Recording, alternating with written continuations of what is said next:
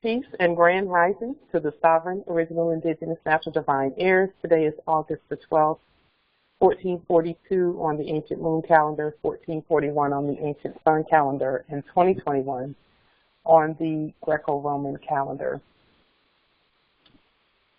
All rise and stand. This is a sovereign, living, ancient, Article 3, Moorish American, Al-Moroccan, court action. I am sovereign living justice, Pauline Denise Ritchie, in capitis diminutio nolo, in red ink, in propria persona sui juris, in proprio solo, and in proprio heredes. My free, chosen, sovereign, national appellation is Light to Jiri Bay, in capitis diminutio nolo, in red ink, in propria persona sui juris, in proprio solo, and in proprio heredes. We hereby exercise all sovereign rights at this time and at all points in time, non-proton. So the first question, welcome to Pauline's Bullshit Court, everyone. We're going to jump through a bunch of different segues, topics, not really a bunch of different ones, but 2 or 3 topics based on law.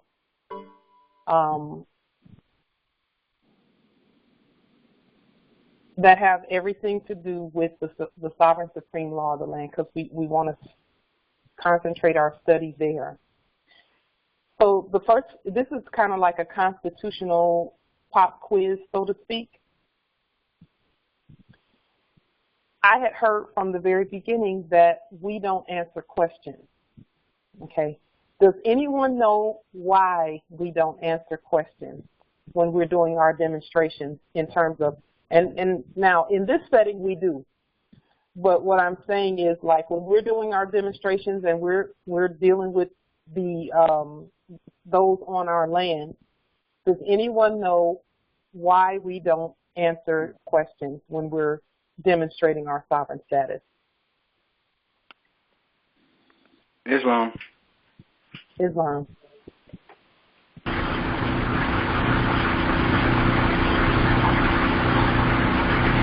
Islam members. Go ahead. Go ahead. Because the one asking is asked as king. Say it again. Because the one who is asking is asking. Yes. Yes, that is definitely one of the main reasons why. Yes. And that came from somewhere. That came from somewhere in the law. Does anyone else know why we don't answer questions when we are doing our demonstrations? Islam nobility.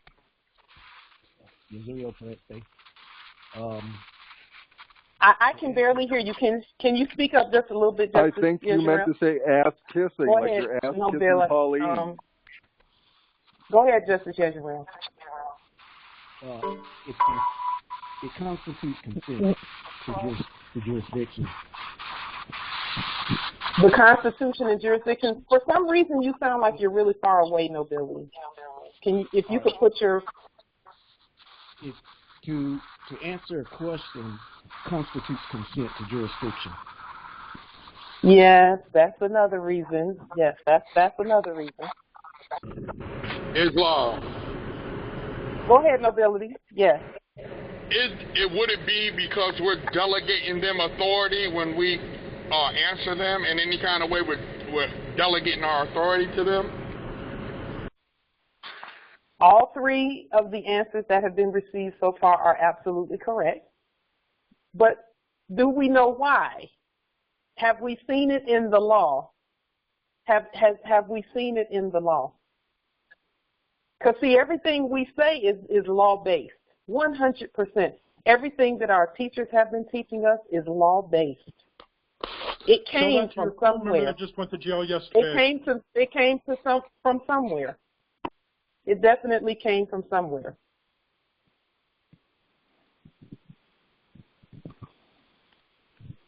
Does anyone know where that came from? Okay, let's go ahead. I'll just one moment.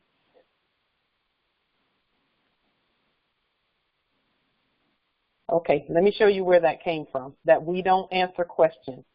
Because, see, a lot of times when the hybrids come in here, they want to ask a bunch of questions. And now I know where they're going with that. Okay? This is why we don't answer questions. It's actually in the Constitution that we don't answer questions. It's in the Constitution. So let's look at that. Article 1, Section 6 of the Constitution for the United States, 1789 and 1791. And it states that, now, as you all know, we are the Senate. We have been the Senate the whole time. We are the law and we are the government. We're the Senate. And those who are familiar with that whole structure, which most of us are, know that the House of Representatives represent those who can be represented on our land, which no one represents the Moors. And then the House of Representatives brings everything to us, and we either approve it or we say, nope, that's not how this is going to go. Okay?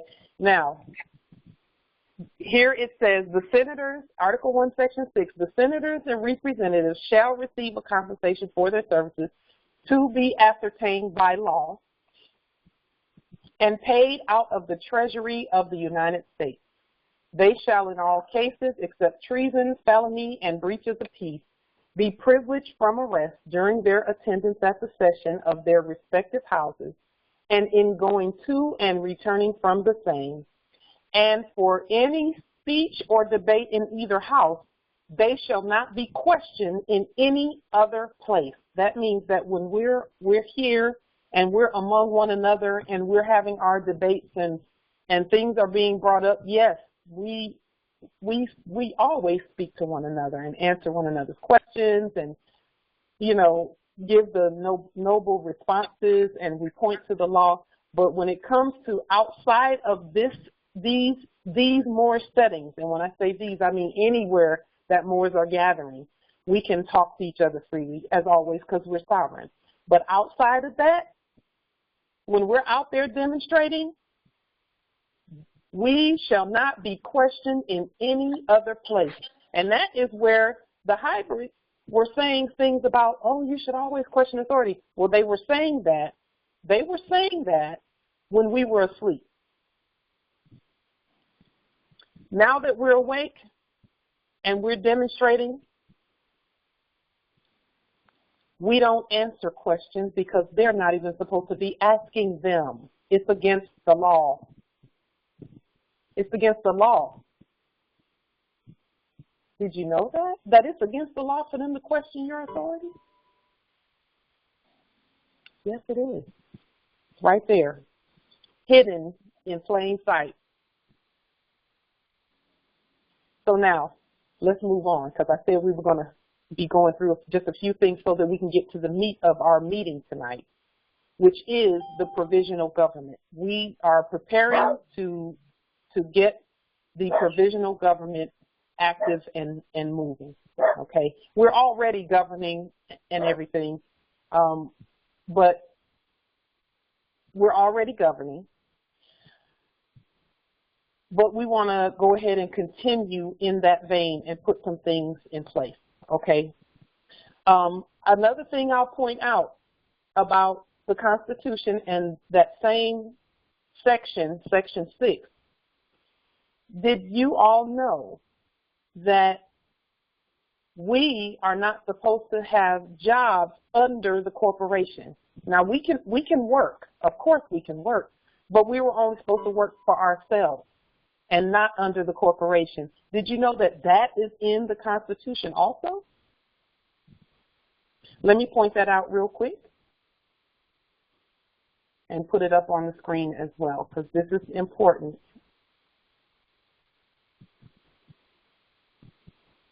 And again, this does not mean everybody run out and quit your job. That's not what this means. The ancestors will tell you when to do that, because we're in transition. We're in transition. We're transitioning from colonial operations to Moorish government operations, okay? So here, Section 6 of the Constitution as well. Again, we've always been the Senate, every last one of us, okay? But it says here in the second part of Article 1, Section 6, no senator or representative shall, during the time for which he was elected, be appointed to any civil office under the authority of the United States, which shall have been created, or the emoluments whereof shall have been increased during such time, and no person holding any office under the United States shall be a member of either house during his continuance in office. So civil office, as opposed to governmental office. Civil office is the equivalent of civil rights. Civil rights are for the citizens. They're not for us. Sovereign rights are for the heirs. And again, this is something for down the road. We're not saying make any moves now. We're saying just take a look at it. We were always merchants on our own land, not ever working underneath a corporation. We were always that. Civil refers to contract, yes. And we do not contract with them. So now there's a thin line between contracting and giving affidavit. And we're going to talk about that too here shortly with regard to affidavit. So let's move on to our next topic. Islam? Yes, Islam. Sister, I wanted to let you know that thank you, Pauline, for sending that dollarium email at 12:15 this morning. Your shit's corrupted, Pauline. I got. Okay. So now, here, topic number 2. With regard to what we talked about yesterday, the dollarium, making sure that the dollarium is placed in each and every affidavit that goes out. We need to ensure that that happens. That is the strategy that we are using right now. Here, let me go to this document.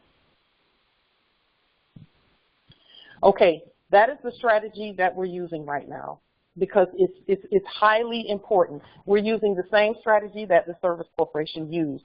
We want to show you the results of one of the demonstrations that we did with the dollarium because some have been asking, what can we do with dollarium? Because they're so used to handling fiat. Dollarium can be used to enforce anything that we say and anything that we do. So about a week ago, we discussed a demonstration that myself and another empress who well, then I guess I can enforce anything I want. That's a part of our nation as one of the empresses. That's a part of our nation. If you all will just forgive them. Forgive them. They don't know what they're doing. Okay.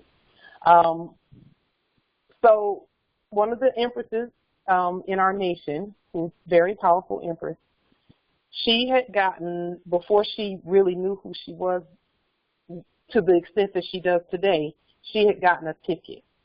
And this was actually last year that she got the ticket. And we showed, she let me know that, hey, I got a ticket, you know, what demonstration can we do? So I encouraged her to just send me a court action email. And in the email, she put, she declared who she was. She did it as a court action. She also included 10,000 in moorishe sovereign dollarium. And she put the fake fraudulent instrument, and then she put her moorishe American identification in red and all lowercase letters in the email as well. And she put all of those who were attempting to have her claim a false status, she copied all of them on the email. And I want to show you the results of that because we got even more updated information with regard to the results of that demonstration that we did. So let me show you how the demonstration went first. The way that the demonstration went, and I'll put it up here on the screen. We showed this the other day.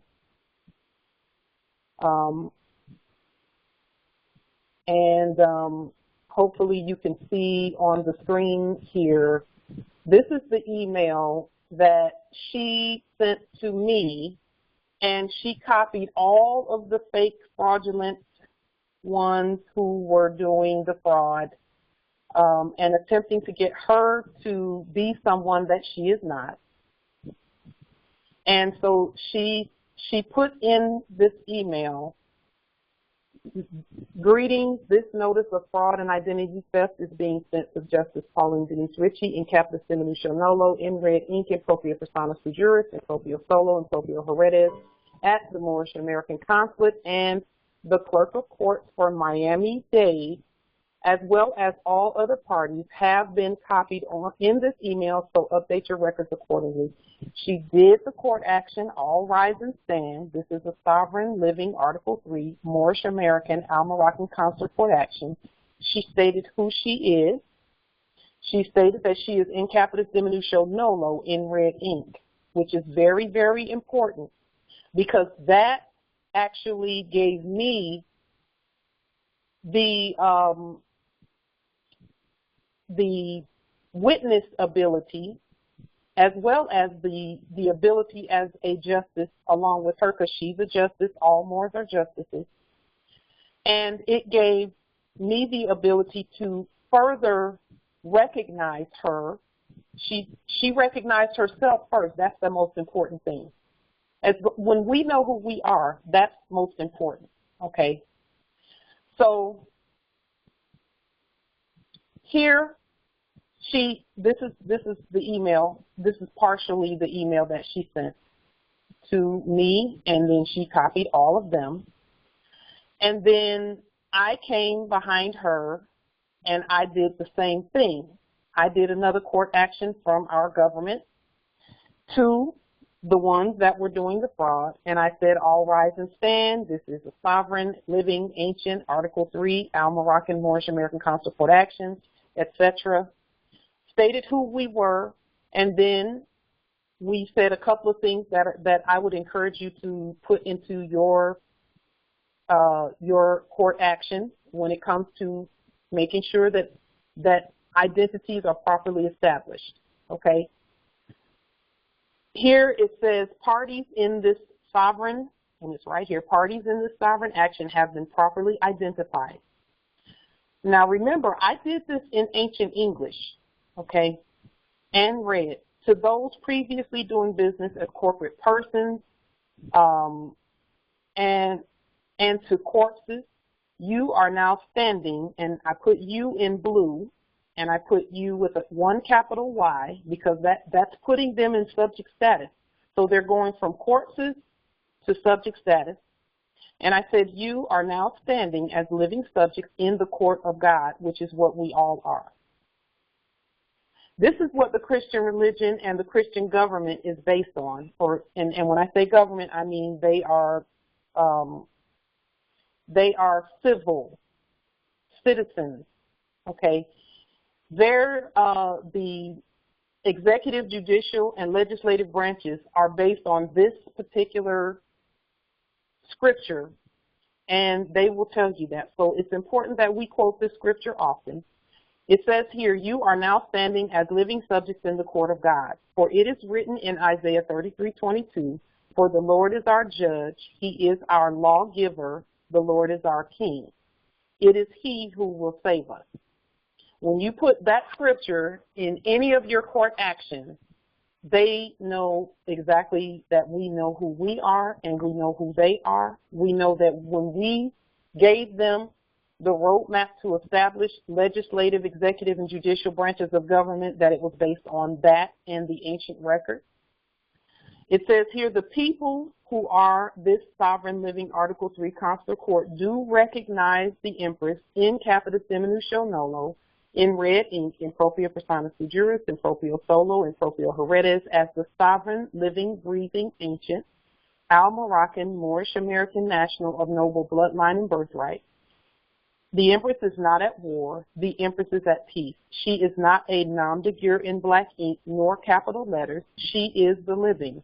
She is not a servant nor subject. We are sovereign witnesses to her true identity and proclamation and are unified with her. We are Allah made manifest, and we speak with one voice. Notice to agent is notice to principal. Notice to principal is notice to agent. And then we did all sovereign rights exercised at all times, non pro tunc. Sumus de sanctum unum, we did that 3 times because it's a spell. Nous qui vivons do hereby proclaim that this sovereign affidavit for justice stands as law. This was done, as you can see here, on July the 12th at 11:44 p.m. I was working a little late, but it was done. The point is, it was done on July 12th. So what was the outcome of that? Let's see what the outcome of that is. The Empress sent me an email yesterday with a screenshot of what they did with their court even. Because, again, she knows who she is, and we know who we are.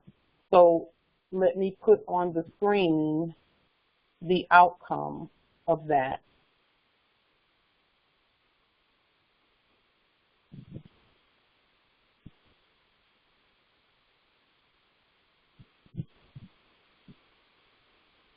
So that you can see exactly what happened when we did what we did. So,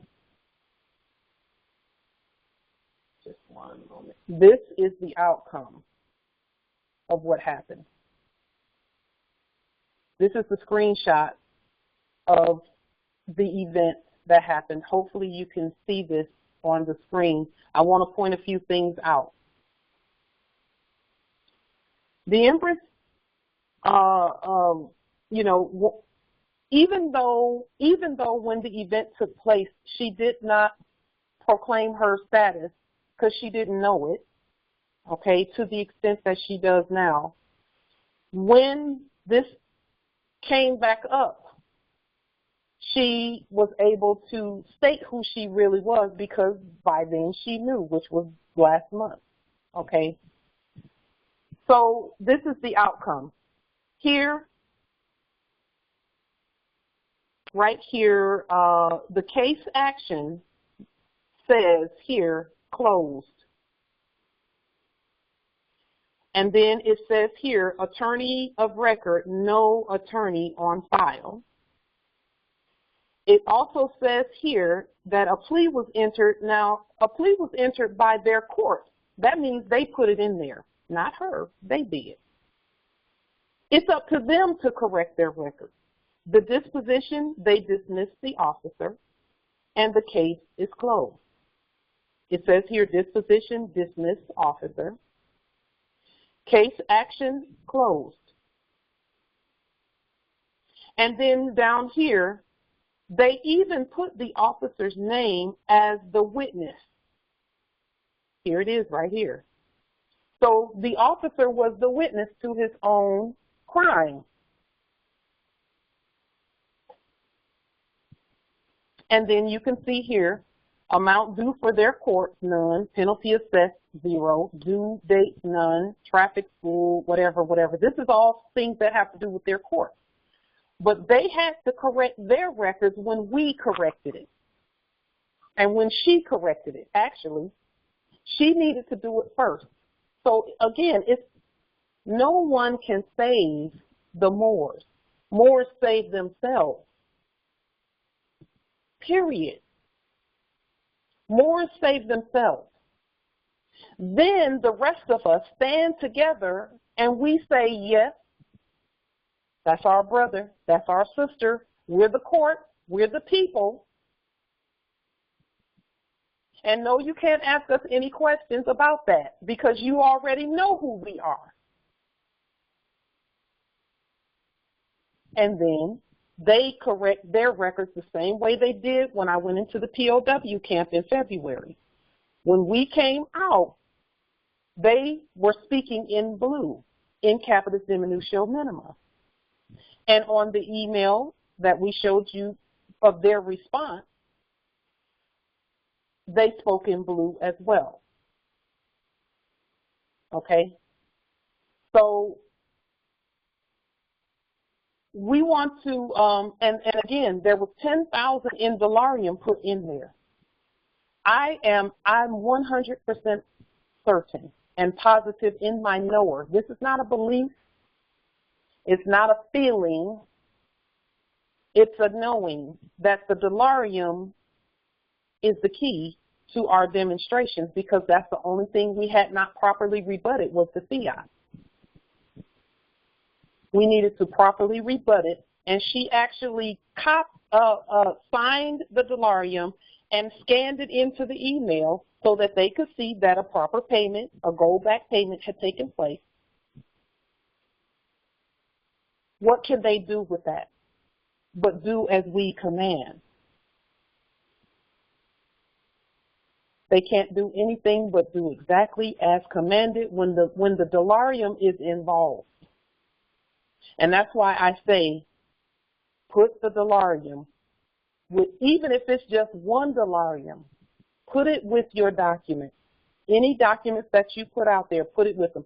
And especially if it's a lien. If it's a lien, put some dollarium with your lien. That will help them pay their bill, because it's a bill.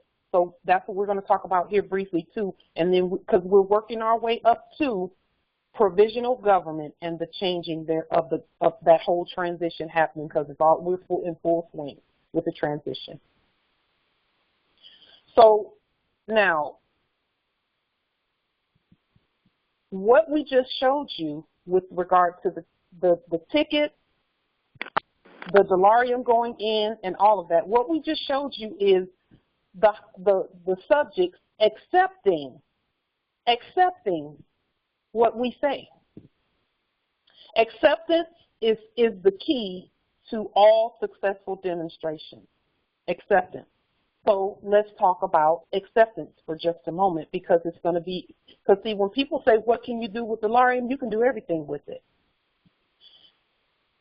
When we do, send our affidavits or hand deliver by sovereign postmaster our affidavits, and we put dollarium in there and we just sit it up on the counter and we leave, that is still considered that they received it and it's been accepted. We've proven that even when you look in the codes and statutes even of District for Columbia, their lien codes and statutes, they say that when the lien is sent, it is considered accepted. Look back at your liens, because we put those codes at the top of all of our liens.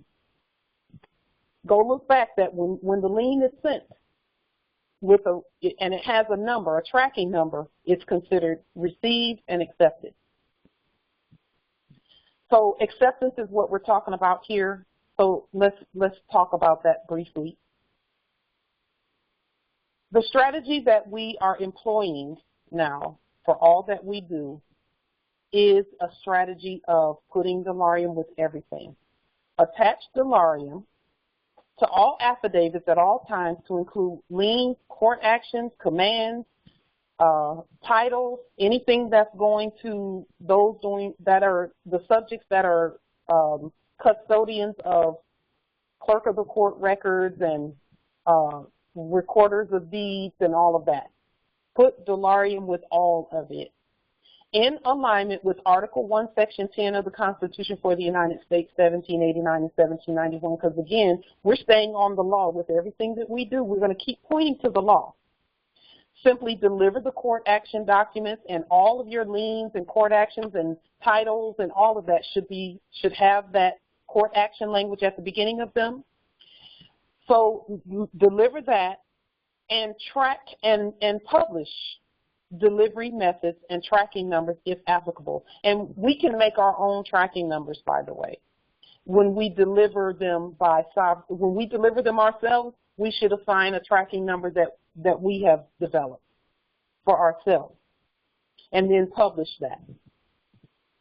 A properly presented Constitution for the United States in capitis diminutio, nolo, and in red and blue if applicable ink is also encouraged. So we did rewrite and actually properly write the Constitution in red and all lowercase letters, and there's some blue in there also because we are speaking about the House of Representatives, that they're subjects. If subjects are present on the land and in the buildings and structures, then delivery of our documents is acceptance and consent just by virtue of their status as subjects. See, the subjects, that's why we do it as court action and put them in subject status and lean the courts off of them. So if they're standing there and they take the documents, or even if they don't take them, you just put them on the counter and walk out. Your fucking liens don't work there, woman. That's considered acceptance by them. Okay? Now, it's just like when the fake sheriffs, they go out and they'll take something to a door. They don't care if the wind blows it or whatever the case may be. It's still considered acceptance, so they act on it. They got that from us.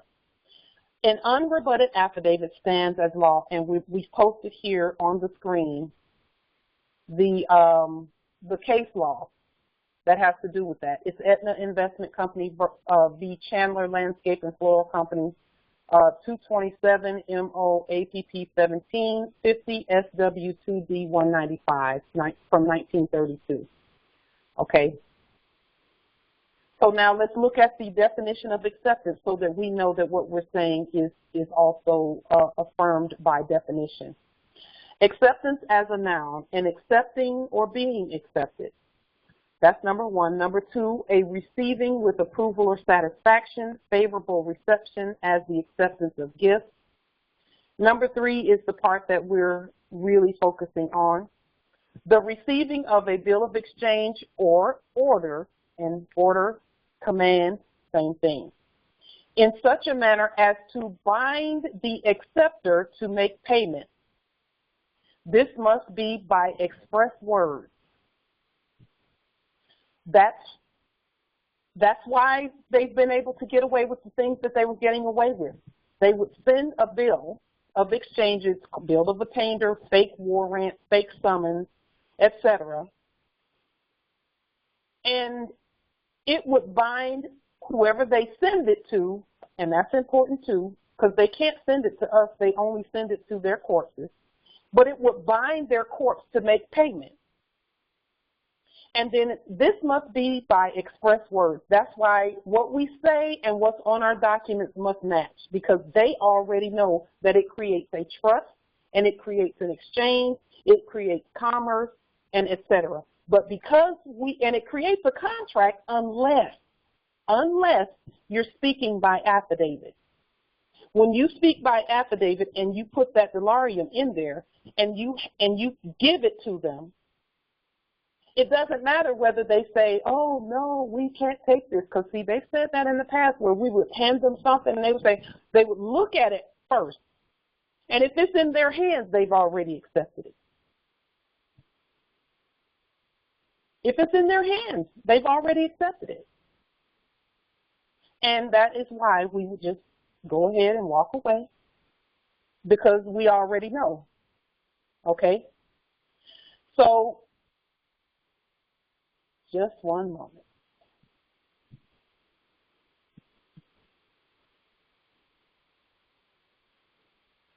Islam. Justice, I see someone in the chat has said that they believe that the officer was a witness against her in the case. He was actually a witness against himself simply because he was the one that got dismissed. So he actually, see, that's what happens when we put things back. When we put that pyramid back on its right side, then it becomes a court action against them. It becomes a court action against them, whoever it is. Because they hadn't properly identified us, but we properly identified them. They're subject. period. I see what you're saying. Someone inboxed me that they were saying that the officer was the witness against her for the case. He was the witness against a court.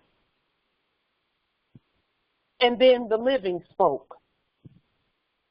And when the living speaks in proper status and in red and all lowercase letters, etc., then what we say is actually the law. And the dollarium created the obligation for them to do exactly what she said.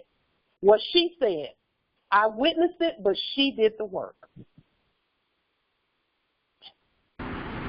That can be done between heirs anywhere. It doesn't even have to come from. I don't even have to be the witness. Your consort can be the witness. Your children can be the witness. As long as they're Moors, they can witness. Your whoever, anyone who's a Moor can witness the same way that I did for your actions and get the same result. Then that dollarium to them though, and copy all of those who are attempting to do the fraud. That's how you deal with corpses and subjects. Was someone going to say something? I think I heard someone unmuted briefly. I agree with what you're saying. I agree with what you're saying in the turnaround. I see what you're saying on that. By him being the witness on that, he'd also be the witness against himself because he was there for the witness. Understand Islam. Yes, yes. So now he's dismissed. He's gone back into subject status. Okay, and with him being in subject status, here's the favorable outcome. If he's a subject, he'll just say he will know to obey the sovereign heirs and the Constitution, the law. If he's a Moor, and this happens and he gets dismissed, then it will cause him to wake up and start looking at why was I dismissed? Why did this happen? What is it about that one ticket that caused that? What is it about that ticket that caused it? Let me just look. I want to know. I want an inquiry into why I was terminated, why I was dismissed, why. And then he'll start to actually wake up and realize who he is. And here's the thing, Morris. Our waking up has had to be by jolt. We've had to be jolted out of our sleep because we were comfortable, so to speak, but not really. So in order to wake the heirs up, some have had to go through things like eviction. Some have had to go through being ran through those courts, being ran through those courts in your sleep and deciding that something's not right with that. Bills coming, debt coming, and we're thinking that it's us. Hybrids, foreigners doing things and treating us like garbage. A lot of that had to happen in order for us to actually wake up and say, wait a minute, something's not right with this. I need to find out what's going on. And then that is the asking, and the ancestors will respond. So now, with regard to acceptance, again, let's make sure that we know that all we have to do is put the document there on the counter. We don't need anyone's signature because we're the Postmaster General. We have witnessed that the document was delivered. So we don't need any of that. If you get it, that's fine. But if you don't, it's best not to even talk to them because the first thing that's going to come out of their mouth is a question because they already know what this is. And they know that if we let them question us, we've broken the law. It's in the Constitution.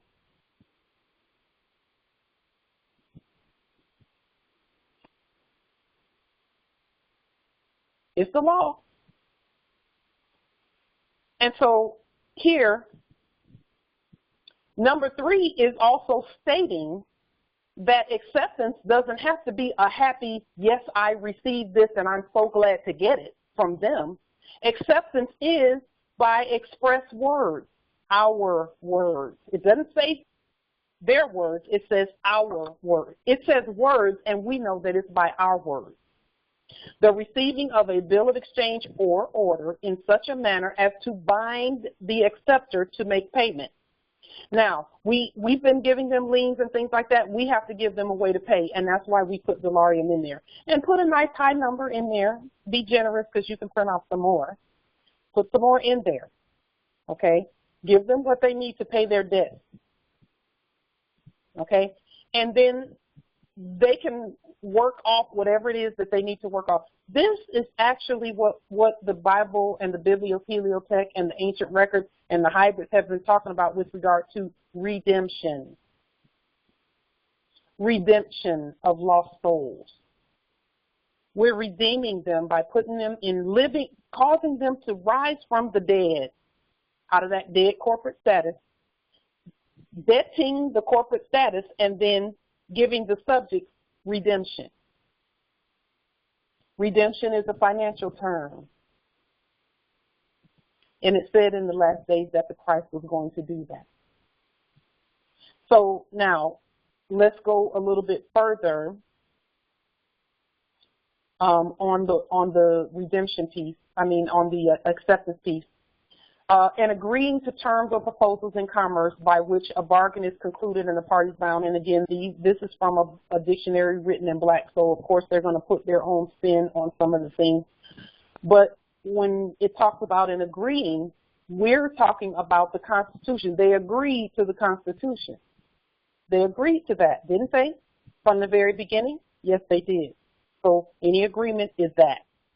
And the Constitution was done by affidavit. It was not a contract where we sat down at the table with them. We just gave them a command. Okay?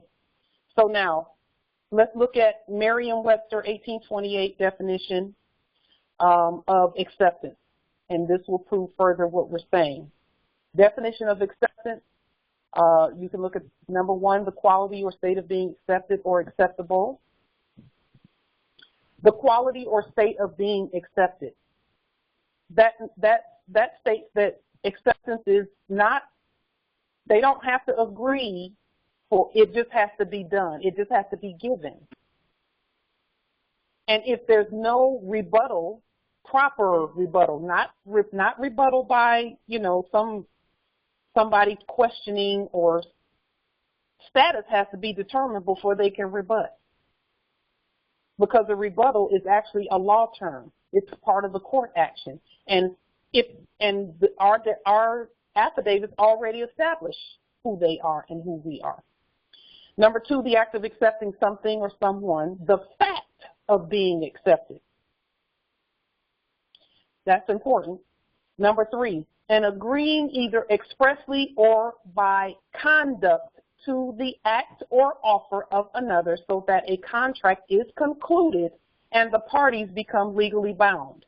And again, we don't use contracts, we use affidavits. We speak by affidavit. So that is how all of this works.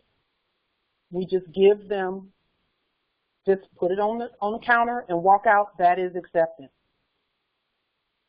Okay? It created the obligation. Let me see. I'm looking in the chat here, trying to keep up also with this, because I'm seeing some great stuff here. It says here in the chat, Empress Portia says, I received a complete copy of my lien packet from Allied Bank in color. They even copied the envelope stamp received and stated that it was no accepted as payment. Dollarium is on the way. Yes, send them some dollarium.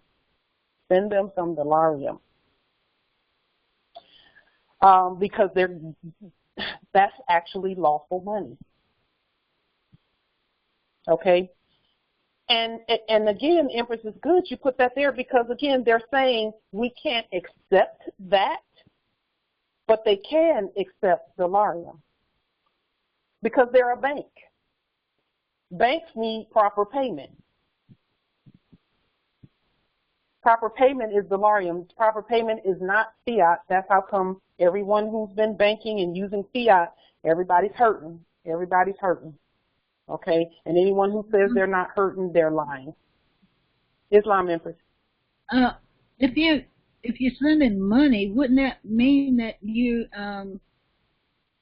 agreeing that you owe him something? I mean, that like you're pleading guilty?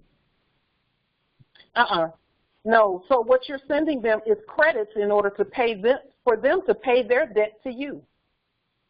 Because see, when you lien them and then you put them in subject status, you're saying, okay, you're in subject status and you owe some services. They all owe services. That's the only reason they were here, was to work for us, to serve. Okay. So now we have to give them a way to pay, just like the Service Corporation did. This is what they did, Empress, and that's a great question. Thank you for that. What they did was they changed the money, and then they gave us, so to speak, gave us jobs, or they gave their courts jobs, and we agreed to be the citizen. They gave the citizen a job, and they said, okay, we're going to pay you in fiat. And then what did they do? They turned right around and made you consent to giving it all back to them in the form of taxes. Taxes, bills, war rent, summons, groceries, paying for your own resources. So they gave you, they were supposedly, according to House Joint Resolution 192, they were supposed to make it an even exchange, but the fraud made it so that it's not an even exchange, and their corpses always end up debting, in debt. And so what we did was flip that, put lien on them, okay?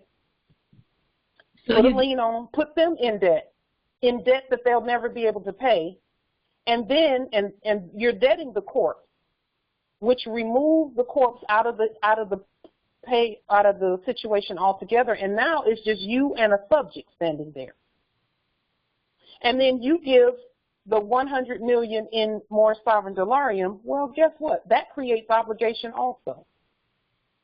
Their acceptance of it means, number one, that they owe, because when you give it, you're going to give it with liens and court actions and things that say, okay, there's some debts that need to be paid here, and we're not the debtor, we're the creditor. And so when you give them that, and you give them the dollarium too, you're saying you're not going to pay us in no fiat, because we already know that's a debt trap. So pay us with dollarium or services, and they can't give us they're not going to give us the dollarium back, because if they give it back as if to say, oh, you handed me this, I'm going to hand it back to you, then that's not payment to us, because our sovereign autograph is on it. So we gave it as a credit. More? Do we give them more than what we're leaning them for, or? Empress, I would like for you to go within and find the answer to that.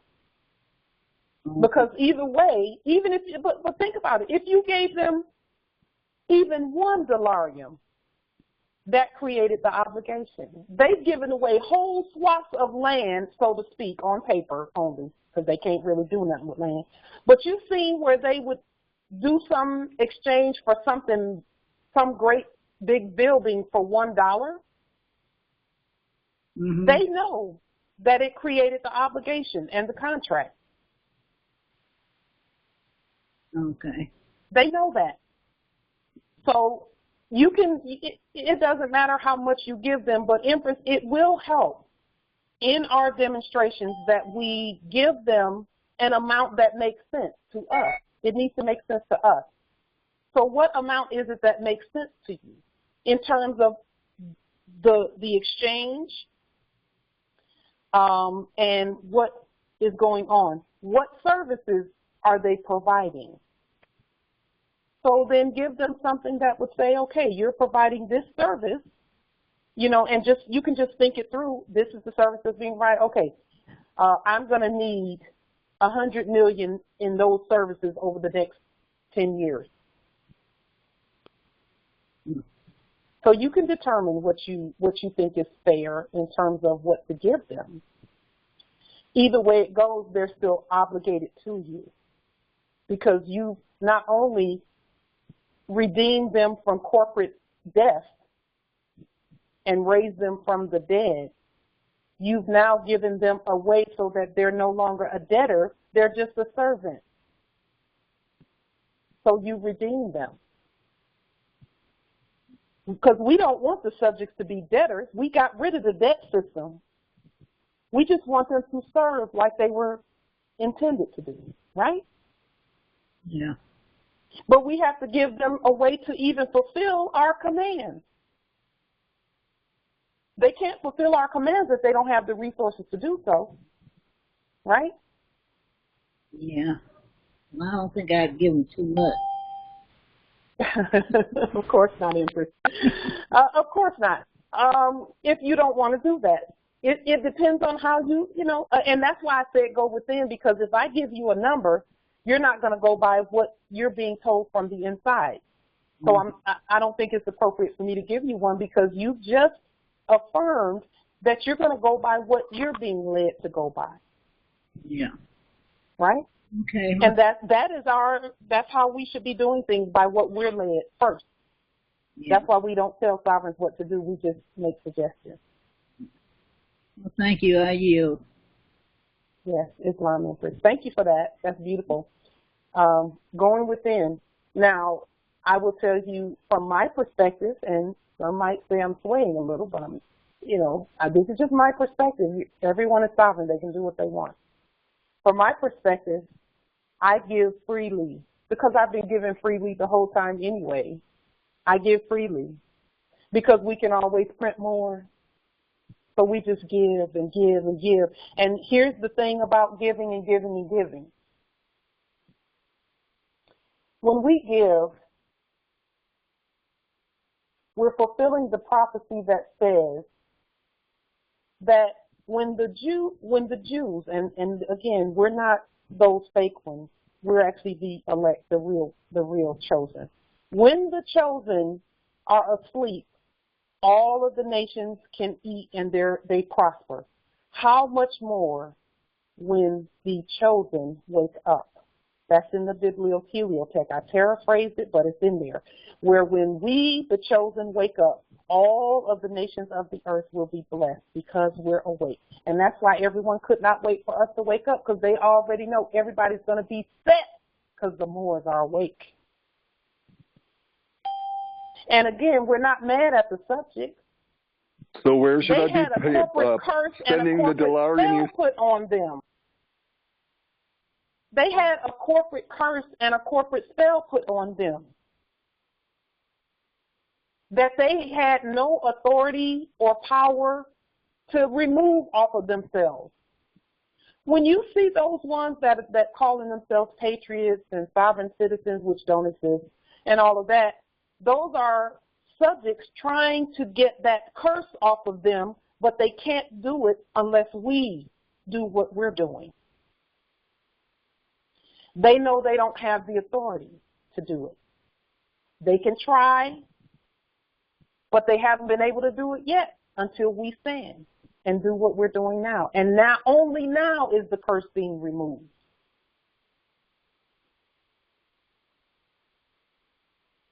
Okay? So now we're, with regard to acceptance, again, look carefully, please, more study this. This definition of acceptance that's on the screen, it's the law definition. It says, and when I say the law definition, it's the law definition according to what Webster 1828 says. We're the law, so we actually get to make that call. But in agreeing, either expressly or by conduct, we agree and we do everything by what we do and where we go. And that's how they've been able to get over so far, is because if we show up in those fake courts, we're agreeing and accepting what they say. That's why we don't go. We do our own court action and flip it like the Empress did with that ticket situation. She flipped it, and guess what? Judgment ensued. Okay? So now, we want to go ahead and move forth now with the topic that we were saying that we were going to discuss with regard to the provisional government. Because see, now we're seeing the authority that we have and how the dollarium can fix that all that's broken. And when I say the dollarium can fix it, I don't mean that the dollarium can fix it. I mean that the Moors can fix it. That's what I mean. That us and our sovereign status and our own money and our own words and our own affidavits and our own government fixes everything that's wrong on this land. So now we're talking provision, we're talking government, because we're governing. Don't let anybody tell you otherwise. Some people don't feel like, oh, you know, we don't have a government, blah, blah, blah. Yes, we do. They just need to go look in the mirror and start governing. And stop, you know, just start governing. And then you'll know that we have a government. When we govern, we're the government. When we don't govern, then what are we? We're a sleeping government. We're the government even in sleep. You are a liar. Okay, so again,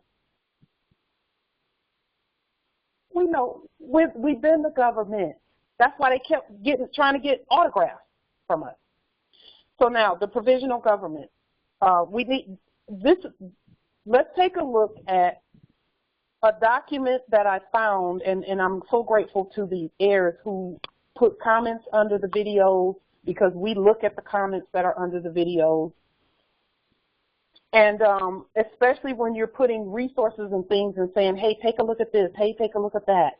Okay, because someone put something under one of the videos on YouTube at Light Touch channel. And so I went and took a look at it.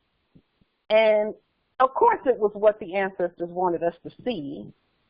So with regard to the transition of government, because see, many have been concerned about how is this transition going to take place? How do we get the hybrids out of the way, etc.? Okay, and we've already proven that they are out of the way and we are governing. We've proven that. All you got to do is go to any of those places where they were previously doing business and see them locked up, closed up, locked, those offices that they're pretending to occupy. Those places are locked up. So I found, well, this document was presented, so I want us to look at the document so that we can get a clearer picture of what government and the transition is going to look like. Okay. Now, this document that's on the screen, just a moment. Let me make sure that the document is up there. Can you all see the document? Just 1 second. Can you see it? Yes. Islam. Islam.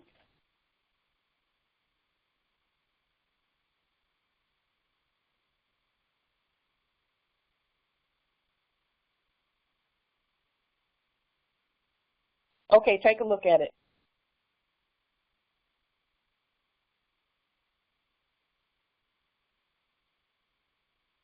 Just 1 moment.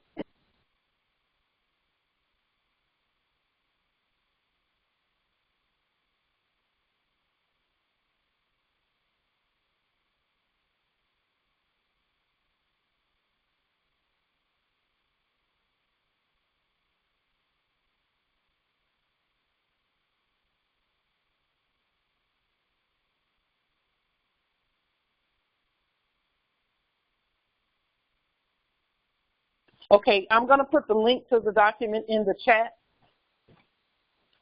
so that you can look at it at your leisure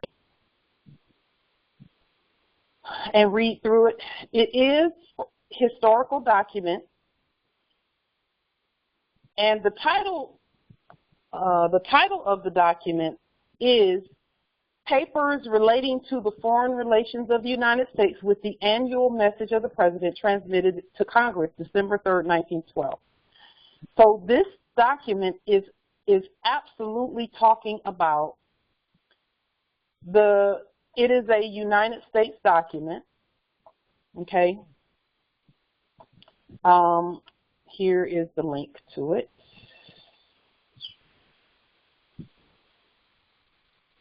There in the chat. And the link to it will also be under this video when it goes out onto social media.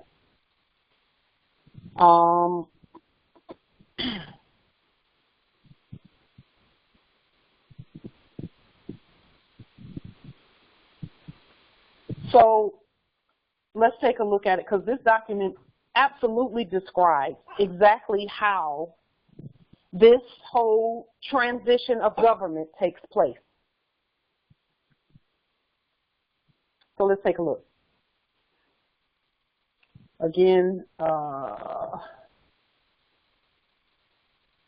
name of the document, Papers Relating to the Foreign Relations of the United States with the Annual Message of the President transmitted to Congress December 3rd, 1912.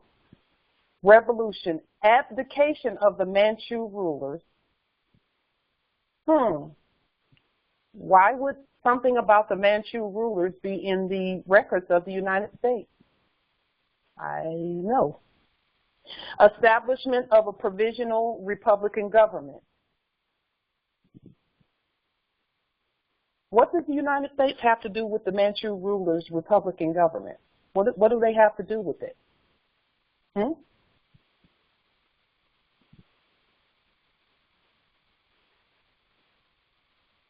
At that time, this happened on our land. Yes, Justice Dearmore put it in the chat because the Albions were working as, they were pretending to be the Moors. And they went around and said, okay, everybody on our land, and that China over there is our land too, by the way. The China in red and all lowercase letters, that's our land. The United States, which is us in red and all lowercase letters, established the forms of government on our land, on the land, the earth land, Gaia land. So now, establishment of a provisional Republican government, concerted action of the powers. Concerted means working together. Correspondence concerning recognition of the Republic of China. So you've got a couple of things going on here. Someone has to step down. That's abdication. And then the provisional government is established. And then there is a working together, a concerted action of the powers. And then there is recognition of the new government. So this is how it happened. And again, this happened here on our land. Early in the disturbances, the revolution, that's why it's in the United States, that's why it's in their records here. Early in the disturbances, the revolutionary military leaders in the Yangtze provinces and in southern China established a cabinet form of government with Nanking as headquarters and convoked an assembly composed of their representatives. Let me stop there. Someone, Moors, when you have time, yes, Empress Portia, 1912 was the year that everything changed in another way. When you have time, Moors, look up the word cabinet so that you will know that we are currently, right here, right now, us, a cabinet government. The word cabinet just means, here, I looked it up earlier today. Cabinet does not mean a big, giant government. It means it's a small one, a small government. Let me pull up the actual definition here. Cabinet. It means suitable, private, secret, confidential, valuable, let's see, it also means small. Cabinet, a small room, a private room in which consultations are held, hence a meeting held in such a room. That's what a cabinet is. So consultations, don't make no mistake about it, they're court actions too. And cabinet just speaks to a smaller governing body, a smaller governing body. They've always said that the administration, they would point to the corporates and say, Donald Trump's cabinet, he has a new cabinet member. Well, that's not really a secret, is it? If they're putting it on the news saying he has a new cabinet member. Okay, but for us, it's just a small, very, very powerful decision-making arm of the government. Okay? So what happened here is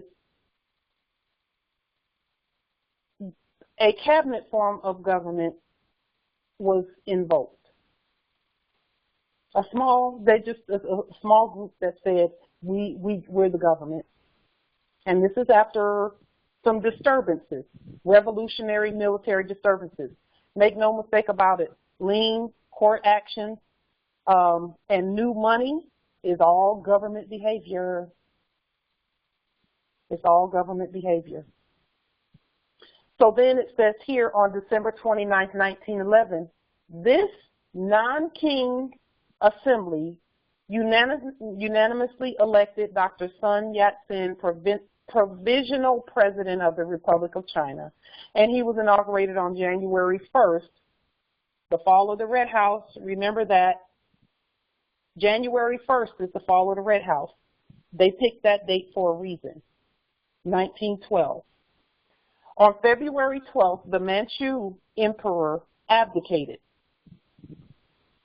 So isn't this, when they say an emperor abdicated to a president, what does that sound like? That sounds like some Moors somewhere stepping aside and letting someone doing business as a president instead of an emperor do what they do. But it's provisional, okay?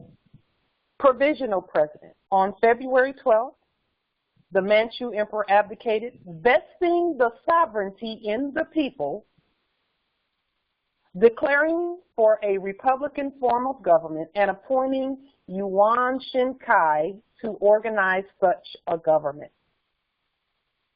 So the emperor had the authority to vest all of the sovereignty in the people, back to the people, okay? And that's kind of the opposite of what you saw Donald Trump do when he was in doing his thing there after we had leaned him and put him in subject status. He then spoke openly and said that the people are sovereign. He stated that at the United Nations, and there's plenty of video footage out there of that. Okay? And so when he said that the people are sovereign, all he was doing was stating the obvious, because it's clear and obvious. We've been sovereign. We never have not been sovereign. Okay? And then when you talk about 1913, it says here 19, yes. Now, the prophet, he didn't rebut the action. He did rebut it, actually. You're right. He rebutted this action. We're doing the reverse of this action that we're talking about here, in support and in alignment with what the prophet did. Absolutely. Yes, Justice Frank, that's good. He put in the chat in 1913, the prophet rebutted this action. He founded the Moorish Holy Temple of Science and he bankrupted the United States. Yes, he sure did.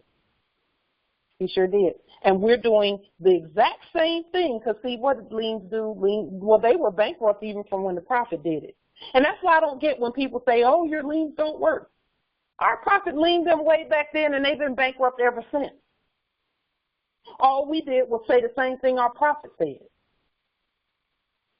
and further bankrupt them. So everything that we're doing is right in alignment with what our prophet did and what he intended. He intended for them to be bankrupt and out of the way. So, yes, this time we have dollarium to get to balance the scales. And we're not getting corpses out of debt. The corpses are decapitated. That means removed from office. Now you got a bunch of subjects who don't own nothing. And then we're saying, okay, subjects, y'all got work to do. Clap, clap, get busy. And we're not being arrogant or anything like that. Yes, in the chat, redeeming them as subjects and saying, okay, we have some things we need you to do. And we don't need you to do it. You're commanded to do it. Okay? So we have some things that you're commanded to do. Go ahead and do it. And again, we're not being arrogant. We're not being any of that. It's the law. It's the law. Yes, and the dollarium creates, again, that obligation. Because if we give them commands but don't give them any resources, because fiat ain't no resource. That's why they're broke. Fiat is not a resource. Dollarium is a resource because it originated with the heirs. And it bears our wet autograph in red in all lowercase letters, which matches our status and our trademark.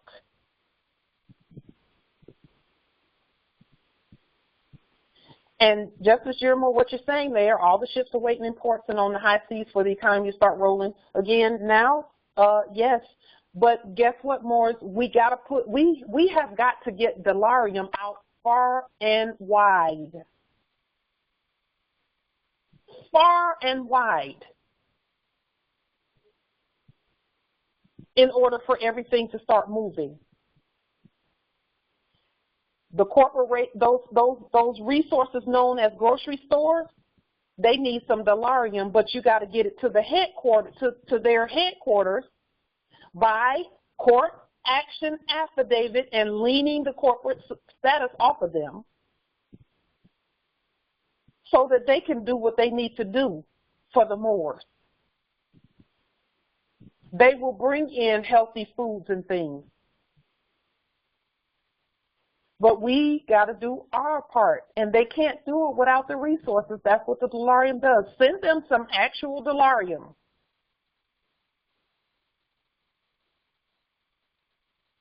It needs to rain dollarium. Empress Portia, yes, it does, because that is the rebuttal that they've been waiting for. The demonstration that I talked about that I did this week, it broke the curse, Justice Yezreel. It sure did. They had to, the subject in the place that I went to this week, he said out of his own mouth, we have to serve her. And that's after me handing lien, court action, dollarium, and some commands. We have to serve her. Yes, you do. And we're not being arrogant again. No arrogance here. We created the obligation and they took it. They took it, and not only did they take it, they took it on in the back office back there and said, and that was acceptance. Look back at the definition of acceptance. They accepted it. They weren't even thinking about giving it back.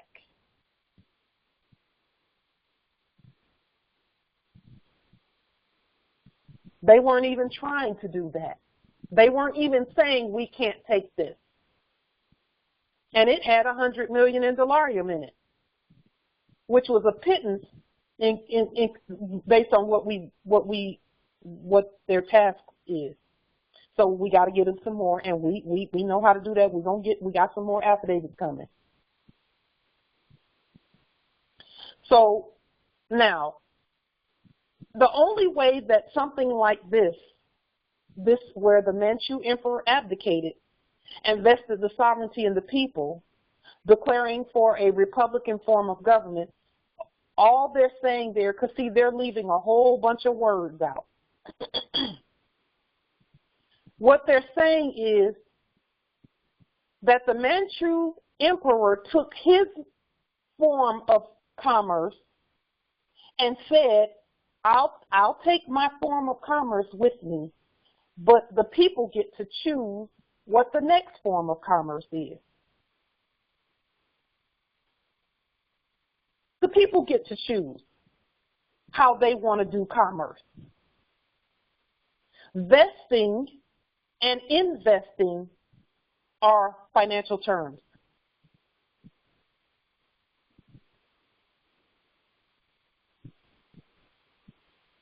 Those are financial terms.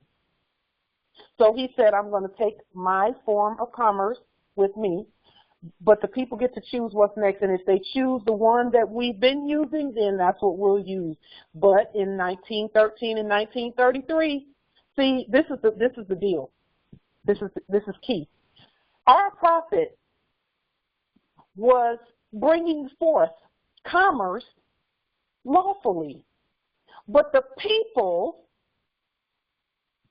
did not do what we're doing now, which is everybody agree to use the commerce that we're using, and it can't be fiat. He needed to get the people, the Moors, to agree that, okay, we're all going to do commerce this way, our own way. But we see what happened. The Federal Reserve back in 1913, and then in 1933, after the Federal Reserve and Jekyll Island and all of that stuff, then the Moors said, well, I guess we're going to just use fiat. I guess we'll just use whatever they throw at us instead of us standing sovereign. And I'm not blaming anybody. Some of my ancestors were there, back there too, my grandma and all of them. They were like, okay, well, I guess we'll just use this instead of what the Constitution says. And I love my grandma. I'm appellationed after her. But she didn't know. Either she didn't know, or they just didn't. They just decided to go with what was going on. And so now, heirs, it's up to all of us to fix that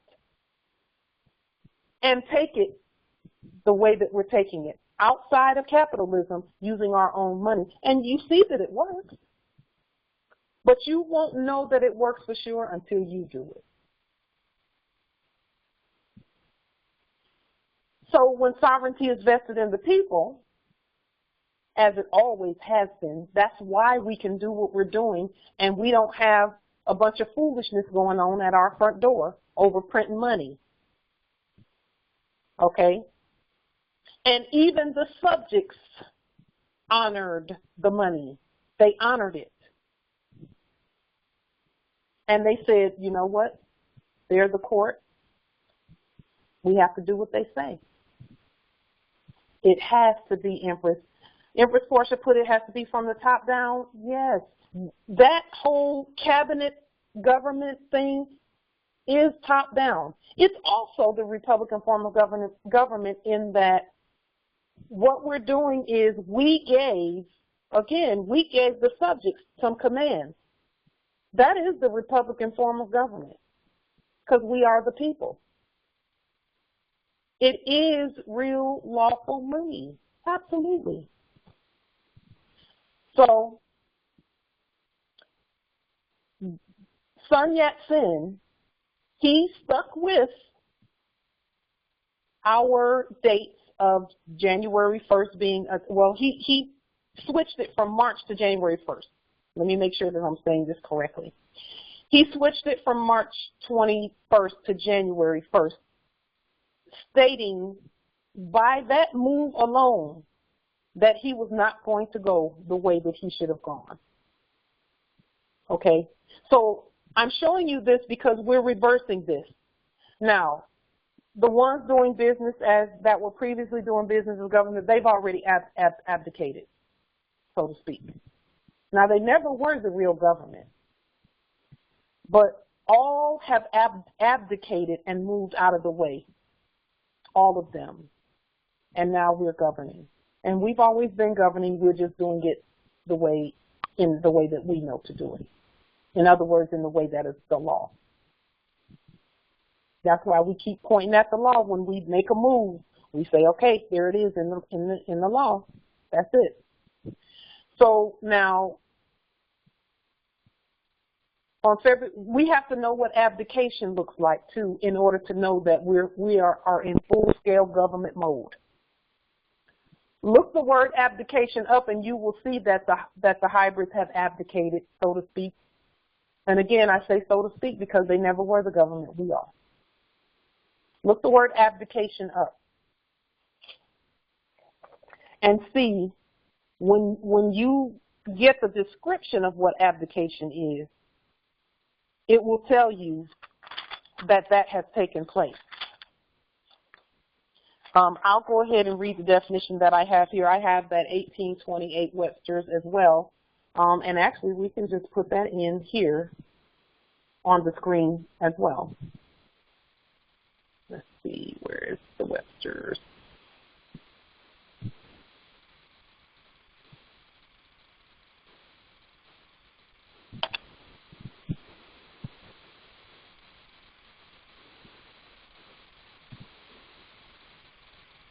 Just one moment.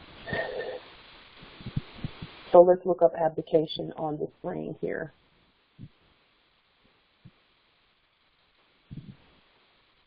And let me put it up here. There it is. Abdication. The abandoning. You see that on the screen? Abdication. What have they been saying about our estate? What have they been saying? They've been saying, oh, they abandoned their estate. No, we haven't. No, we haven't. But you can see here the act of abdicating. The abandoning of an office or trust. Has the service corporation abandoned trust?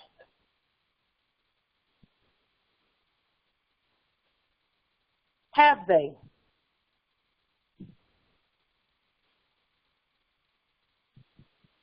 Think about that. Now, the abandoning of an office or trust without a formal surrender or before the usual or stated time of expiration. And number 2 is very important. Because, see, you can abdicate someone. You can reject someone, which is the opposite of acceptance. And the fact that those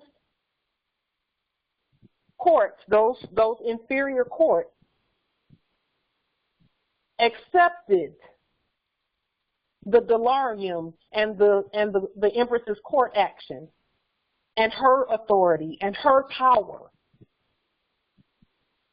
then there is no longer any abdication by the Moors. And there's no rejection by the subjects. The subjects have accepted our sovereign authority. That's governing. The Empress governed her affairs.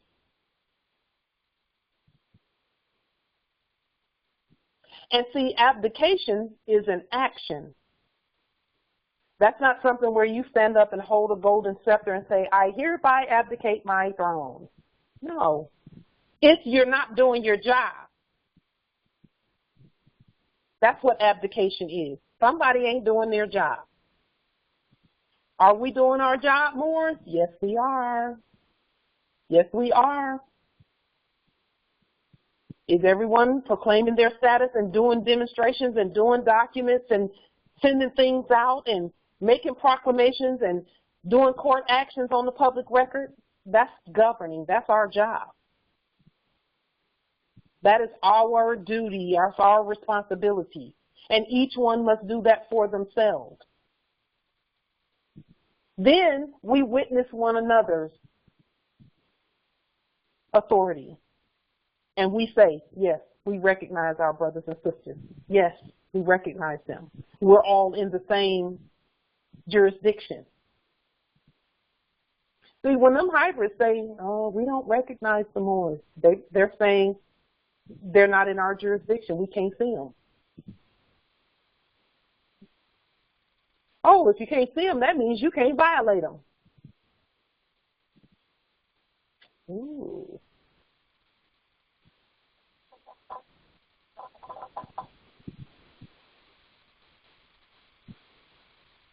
We are currently in full government mode. Currently, sovereign de jure government. No, we haven't abdicated anything. We haven't abandoned anything, and now we're continuing to make that known.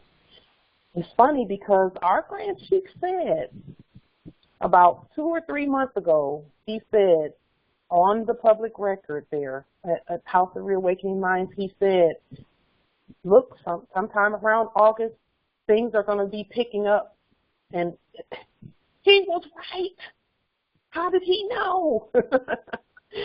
But again, he can see he's using his eye. And it's the same eye that we all have. Put dollarium in your documents and create the obligation of the servant. Again, it's not a contract. It's a command. And you're even giving them the resources, plenty of resources. See, here's the thing about some may be a little bit upset still and maybe harboring a little anger toward the hybrid in terms of, don't want to give them no resources, but they can't do what you tell them if you don't give them the resources. They can't do it if they don't have the resources. And when you give them dollarium, they can only do what you tell them. They can't even go outside of that and do something different. They can only do what you tell them to do. Because the obligation is created. And again, the documents that I hand delivered on Tuesday, I didn't put the dollarium on the front of it. I could have, but I didn't put it on the front of it. I slipped it right on in the middle next to a lien and put it on the desk. And I saw the guy, he picked it up and he started reading it. And that's like, oh, that's accepted. I'm out. That's accepted. And then when I went back in, the guy said, we have to serve her.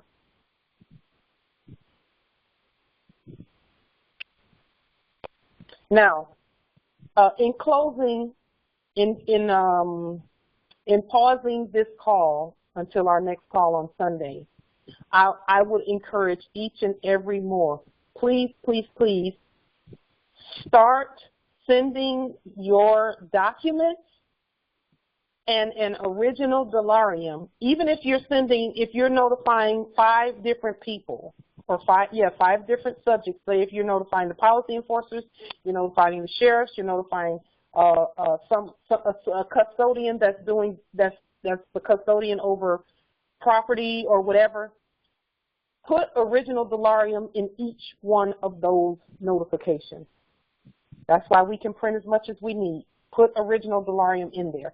And then this is a suggestion that I would highly, strongly encourage each to do, is make sure that you send a copy of what you're doing, and I usually just print off 5 or 6 originals, and I autograph each one and all of that, so everybody's getting wet ink signatures and fresh documents. And please send the documents at least one copy with 100 million in dollarium to the Secretary of State's office. Because, see, we're the Secretary of State in the sovereign secretaries of state. That's us.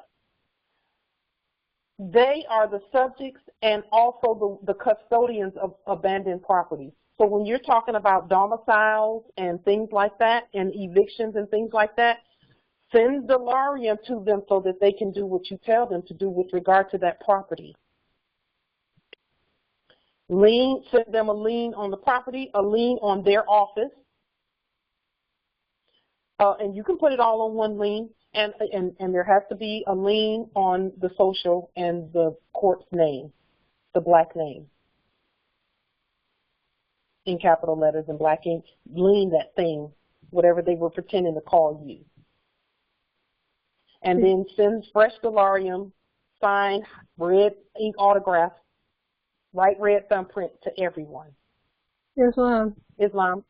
Yes, did you see my question in the chat?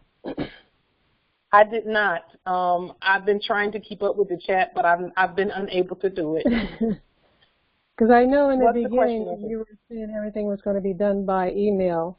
So the question was, are you doing it email or by United States mail? I'm doing, well, you can do it the way that you're led to do it. The demonstration that the Empress did, where I assisted her in that demonstration, was done by email. And 2 days later, they sent an email back, and then they sent something saying, okay, everything is resolved. Everything is resolved. We don't have an issue anymore. There's no more conflict on the land. So that was all done by email, but I did encourage her to follow up and just make a copy, print everything off, and send them the 10,000 in dollarium too. I received the 10,000, and she can send them 10,000 too. Okay, thank you. So by email, it can be email. I'm doing anyway, both, all. Both. Anyone that I cannot get to by me going there and and putting something on the counter, then I'll put it in the mail using that mail process. There is a dog in my house. Oh my goodness. I left the front door open and somebody's dog just walked up in here. So she's here. She's here. Okay. I'm not going to leave my meeting, though. So I'm doing it with every, come on in. She went that way. She went that way. That is fine. No, here she is. Here she comes. Here she comes. Hi, baby. Hi, beautiful. It is fine. That's fine. How you doing? Good, good, good. Sure, sure. Islam. So again, we're doing send it anyway. I'm making it my business to let them see a face. So I'll take the time to go to these places and hand deliver doing postmaster duties. Hand deliver the documents and the dollarium to them. Okay. And then yeah. So in either way, Empress. But I think that with what we're doing, they're going to need originals of everything. They're going to need originals. Yes. So as soon as you can get the originals to them, do it. But some Moors can't get originals to them right away. Okay, do it email. Right. It's still valid. Okay, thank you. Thank you for that question, Empress. So now you said you're going to give a check to the dollariums to the people you're writing a lien on, and then you're going to send another check to the Secretary of State, or a copy of the check that you gave them. You can send a copy of the dollarium itself to the Secretary of State, or you can send him a fresh dollarium. I'm sending fresh dollarium because we can print so much of it, so that he can follow the commands he needs to follow as well. Okay. Well, you know what I don't understand, when you have these dollariums with such a large amount, and you don't have. I know that you have smaller ones, but if you're giving them like to whoever you're leaning and what have you, I mean, how would they use that? I mean, how are they going? That's a great question. How are they going to start using it if they don't have, you know, like if I go to the store, they can't give me change, and if we outlaw the FRNs, so how are other people going to get there? Okay. If they had, I mean, if they get the money, then, well, dollarium.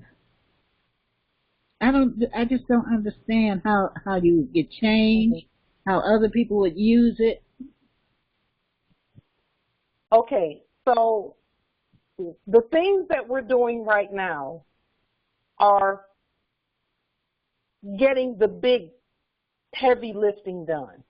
Okay. So the heavy lifting is the big things that we've been needing to have done. We're properties and things like that. But Empress, with regard to the dollarium, and watch this happen, just watch. With regard to the dollarium, and again, we're just now getting into these demonstrations, but the change that'll be given at the grocery store, once we continue doing what we're doing, is going to be gold United States dollars. Okay. You know those gold coins, those gold $1, and you know that they put out there. They've been had them for a long time, but they couldn't use them because we were not doing what we're doing. Okay, but again, we got to do our part first. We have to notify the headquarters of the grocery stores, and each.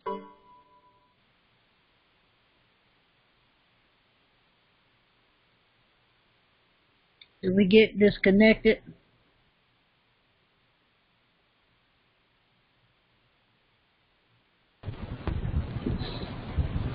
You there?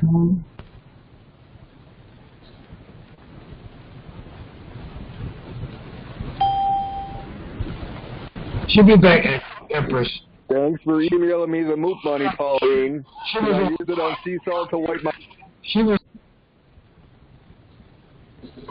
He's on.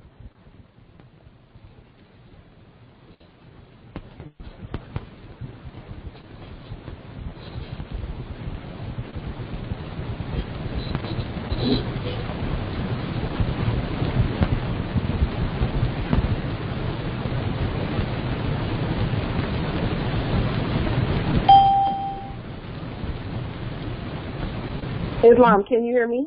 Yes, now you can. Okay. All right. Let's see. So with regard to, again, we were talking about the grocery stores and the proper protocol has to be taken where a lien is done, a court action. Every Moor in every territory should do this with regard to the grocery store so that they can start and then send them some dollarium to the corporate. But you have to go from the top down. Okay? You have to go from the top down so that because that's how thank you, babe. Thank you, babe. That's how things are done. We got to go from the top down with the whole dollarium piece, and just watch over time, and it's going to happen sooner than you think because they've been waiting on us to do this for a while. Islam. I just want to make a comment about the distributing of the dollarium and getting the subjects up and running.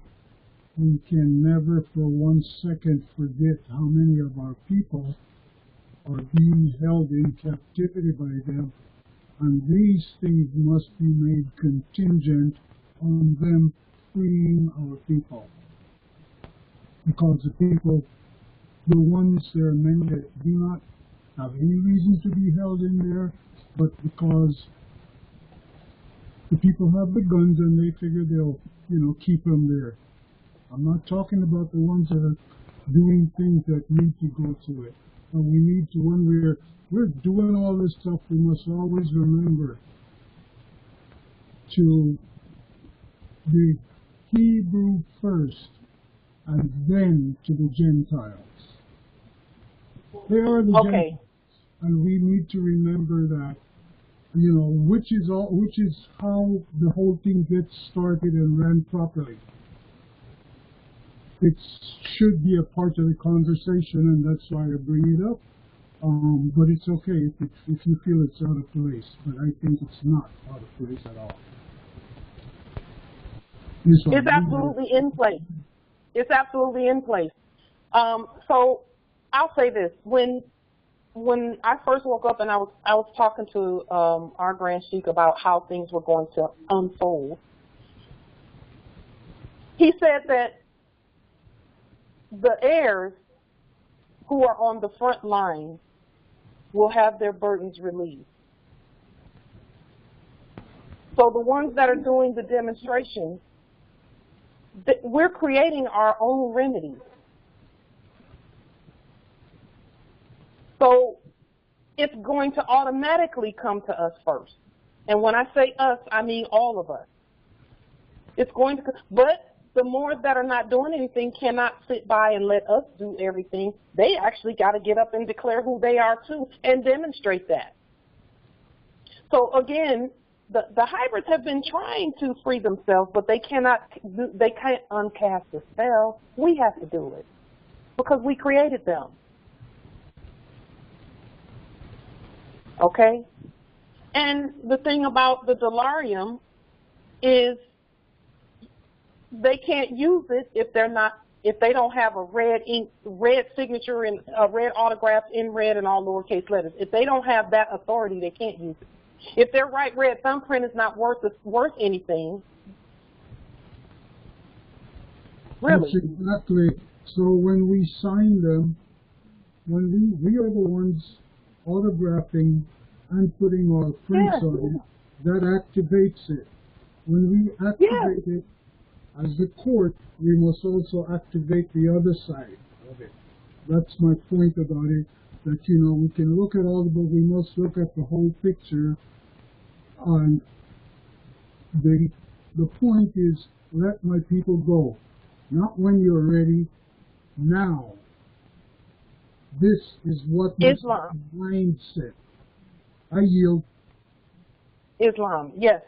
So to your comment, Justice Gilmore, we've had our eye on the whole picture the whole time. That's why we said more sovereign dollarium and or gold United States dollars, because the United States is everybody that's under our authority on the earth. That's the real United States in red and all lowercase letters. So even the subjects can use gold with when we stand up, all of that gold that they've been holding or harboring, you know how some of them been saying, oh, we got to collect gold and we're going to quote unquote noble gold and doing this and doing that, and but they couldn't take it down to the grocery store and use it, could they? No, they couldn't. Now they can. But we have to do what we just talked about.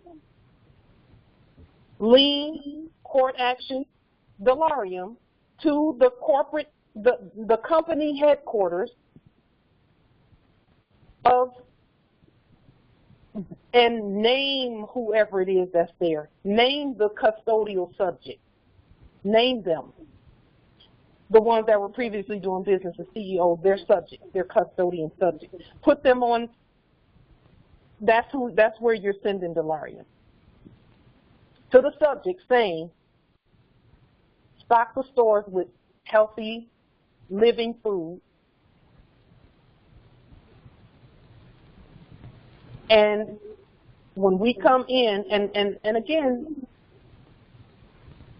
the way for us to pay for that, and we're not going to be paying again, is that the Moors, and this is key too with regard to getting the groceries, we have to make sure that we have terminated all corporate contracts, especially where bank accounts are concerned, so that we can deposit dollarium into the account and use it.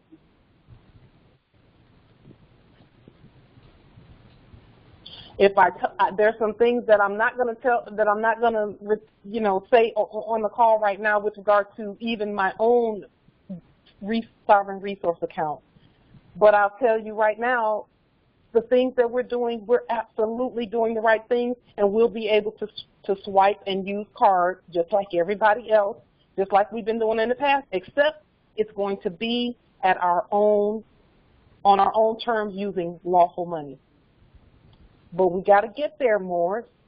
We got to get there, and nobody's going to be cut off until, that's why I say, those that are using fiat, don't worry. It'll be there as long as you need it, and when you don't need it anymore, it's not going, it'll go away. But you determine that. We all determine that. But I'll tell you right now, it's not going to be there much longer for the majority. In fact, it's not really there now, not really. Most people are using ones and zeros. We got to get the ones and zeros to where they respond to dollarium. That's the test we were just put into just now, and we're excited about it because we know we have the answer. So, Empress, make sure, the Empress that asked about the grocery store, make sure that you terminated all corporate contracts. Make sure that, these are suggestions, can't tell sovereigns what to do. And then make sure that you lien the grocery store, lien the CEO, and then speak to the subjects with dollarium and your sovereign affidavit on government letterhead in red and all lowercase letters. Send them some dollarium. And then pay attention to what they say, because they're going to change some of the things they've been saying about how to get groceries. You may not even need a card.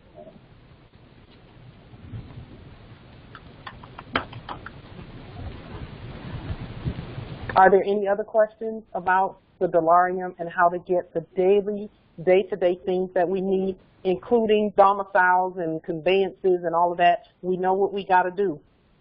Send a copy, an original copy of everything that you do to the Secretary of State's office. Please do that. Make sure he or she has been liened. Make sure that office has been liened, and then lien everybody, and set your liens up and your affidavits up as court actions, each and every one of them, and put that dollarium in there. Give them plenty, because the things that we require are very expensive. Natural foods are very expensive. So put enough dollarium in there. Put 100 million in there with each one, so that they can do their job, so that they have what they need to do their job. Remember how on our lien some people had 39 zeros on their lien. Okay, be that generous with the dollarium so that they can do what they need to do. Islam nobility. As at this moment, I don't have a computer or smartphones or emails to account for the corporate. I was trying to avoid such situations, to not implicate myself with data collections and all that virus and stuff on the computer, and arbitration to the contracts agreements to them, as much as they're willing to collect everything from it. So is there a better avenue than trying to commute this as mail or phone call?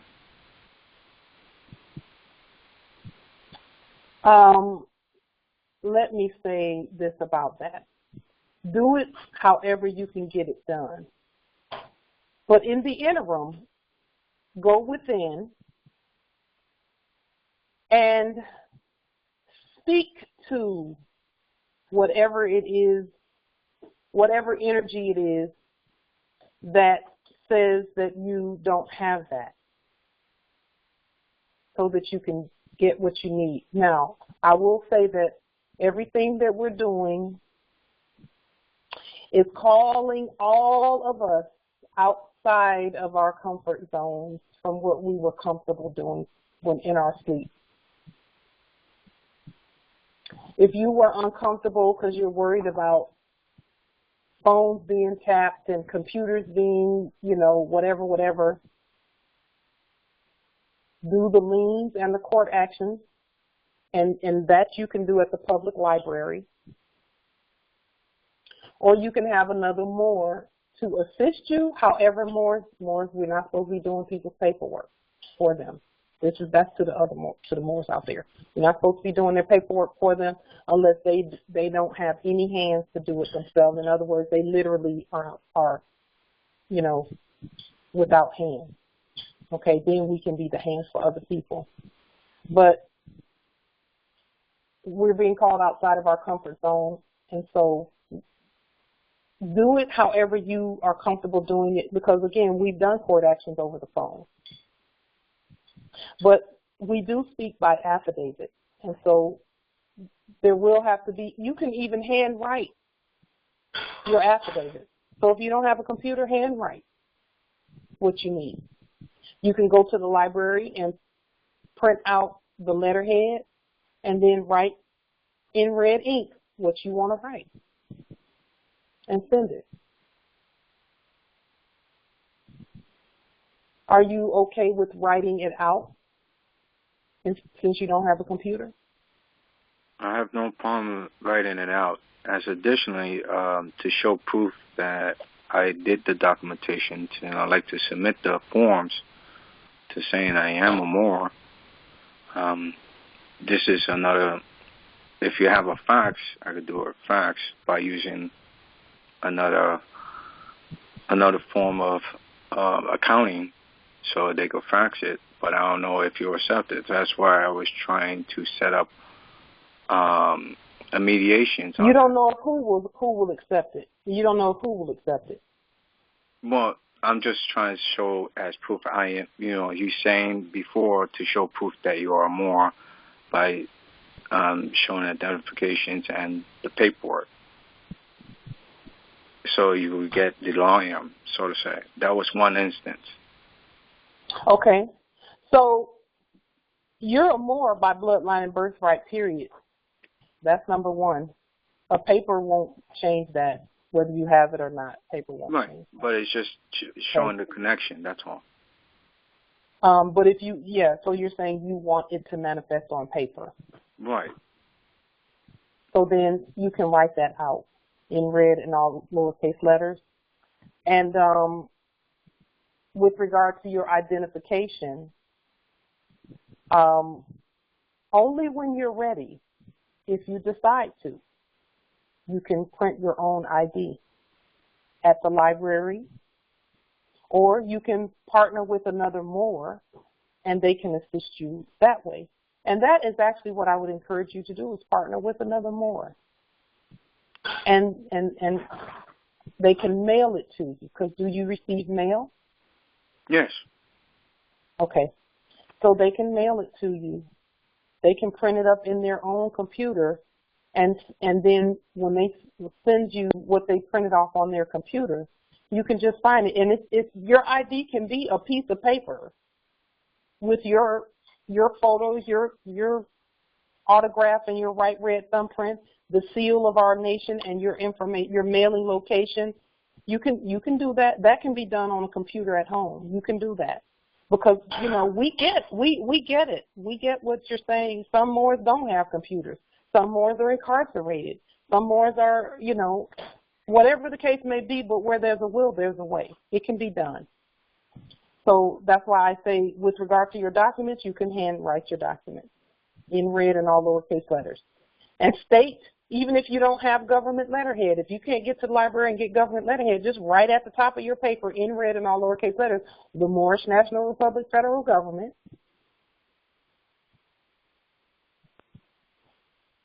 and then write out your affidavit and get it to where it needs to go. And then with regard to dollarium, if you you can have a more to send you some dollarium in the mail that they've printed off, and then you can sign that in red. So that is where you're going to need the assistance of your brothers and sisters until you can do that for yourself. But writing them out, you can do that yourself. All you need is a more to send you some dollarium in the mail by regular, snail mail. And you would have to trust them with your mailing location. Are you comfortable trusting one of the Moors with your mailing location? You don't have to answer that. But someone can mail you some dollarium. There's Moors on this call, I'm sure, that are willing to mail you some dollarium. I don't want to say that I'll do it because it'll take me 3 weeks or more to do it, just trying to catch up on work. Are you there, Nobility? I think you. Yes. Also, okay. I'm doing some work, and a lot of work on trying to keep up the house in tip-top order and make sure everything's clean, doing daily chores, as much as keeping my health in proper status, as much as living in the urban area. There's too many toxins selling out in the grocery store, so I have to be mindful on that. Yes, so be mindful of those things as you are encouraged to do so from within. Let your within, it sounds like you're listening to your ancestral energies, which is what we should be doing first and foremost. And then, at some point, we have to prioritize which one of those is most important in terms of what we do next. Okay, they're all important. And then we have to say, okay, all of that is important. Today, getting an affidavit and some dollarium out is important, so I'm going to work on that. Because all the other things are important, they're going to be there.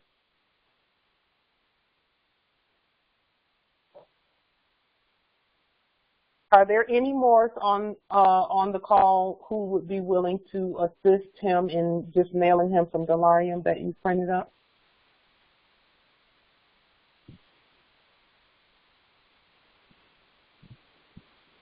Do you want to give me your, I'm sure I have your number. Don't I have your phone number?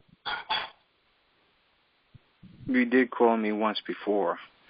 Yes. So, yes, in response to a call that you made, how about this? If you could text me your email address. Oh, that's right. You don't have right. it here. I only have Obama phones. I tried to text to the Obama phone. I'm not sure if you have it. I did not. I didn't get a text from you that I know of. So you're going to need to get your mailing location to someone so that they can get you some dollarium. I'm happy to facilitate that. It's just taking the time to go to the post office and with the demonstrations that we're doing right now, our plate is. And I don't want to say that I'm going to do something and it take a month to do it. That's why I was trying to mitigate that with other phone calls. So that way it was just like I didn't want to put one more plate on someone else's plate when the fact is I needed it to, if someone could assist on the side, that's all. Islam.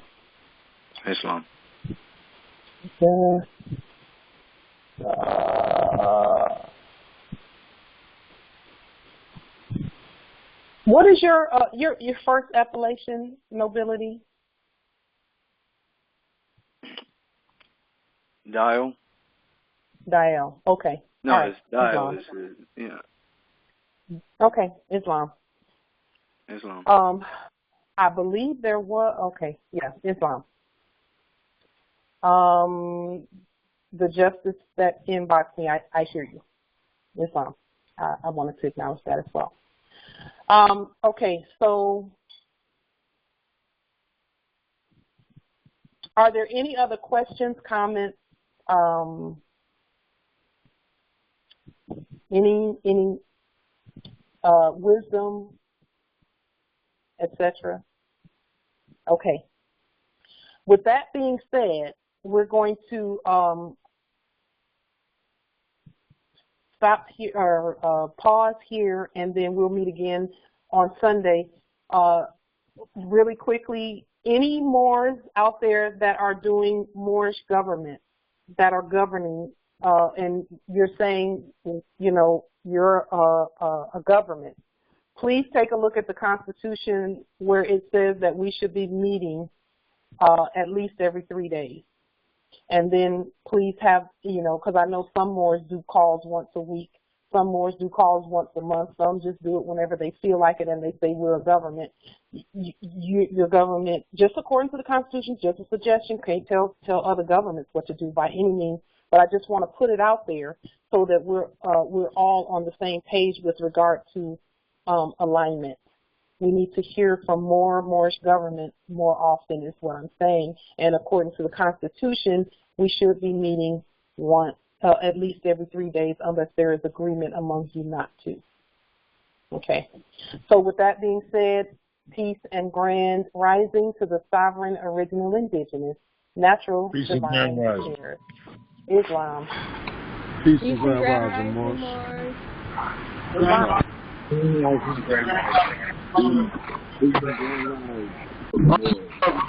Peace and grand rising. Thank you, Empress. Grand rising. Peace and love. Islam.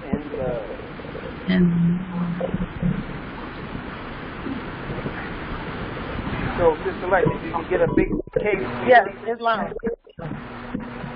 Grand rising. I cannot hear you. You're in a, I can't hear you. Did you get a big case for your birthday? For your soul? Did you eat it all up?